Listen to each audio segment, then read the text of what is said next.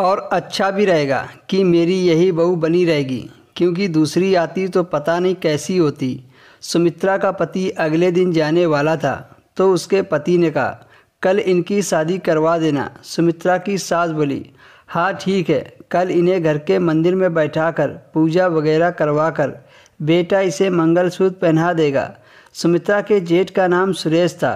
सुमित्रा की सास ने उसके मुंह बोले पापा को भी वहीं रोक लिया था और कल जाने को कहा। फिर रात को पति ने सुमित्रा को जाते ही कर लिया और सुमित्रा की बाड़ी से खेलने लगे। फिर सुमित्रा का पति बोला, तुम्हें एक बात बताऊं? सुमित्रा बोली, हाँ बताइए।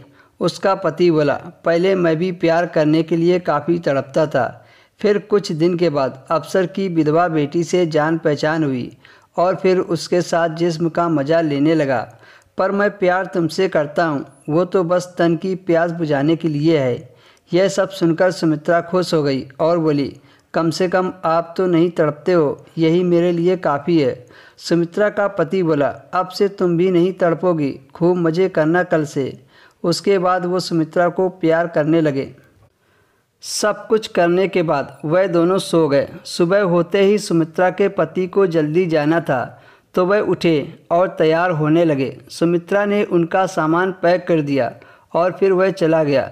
थोड़ी देर बाद सास सुमित्रा के पास आई और बोली, तुम नहाकर तैयार हो जाओ और मांग मत भरना और ना ही मंगलसूत्र पहनना। सुमित्रा जल्दी से तैयार हो गई। उसके पास एक नया सूट था, वो बिल्कुल फिटिंग का था और गला थोड़ा बड़ा था, तो उसने वही सूट पहन लिया। उसमें उसके उभार काफ़ी दिख रहे थे। फिर वह घूंघट डालकर बाहर आई। सुमित्रा की सास सुमित्रा को पूजा घर में ले गई। वह अंदर गई तो सास ने सुमित्रा की शादी उसके जेठ से करा दी। रात को जब सुमित्रा जेठ के कमरे में गई तो उसके जेठ उठने लगे। सुमित्रा ने जेठ को लेटे रहने को कहा, फिर वह भी जाकर बेड पर उसके पास लेट गई। फिर सुमित्रा का जेठ राज बोला, क्या तुम मुझे पसंद करती हो? सुमित्रा ने कहा, तभी तो मैंने तुमसे शादी की है। राज बोला, तुम बहुत अच्छी हो जो मुझ जैसे इंसान से शादी की। सुमित्रा ने राज के हाथ पर हाथ रखा और बोली, आप भी बहुत अच्छे हैं। उसके बाद राज ने सुमित्रा को अपने नीचे ले लिया और शादी का खूब मज़ा किया।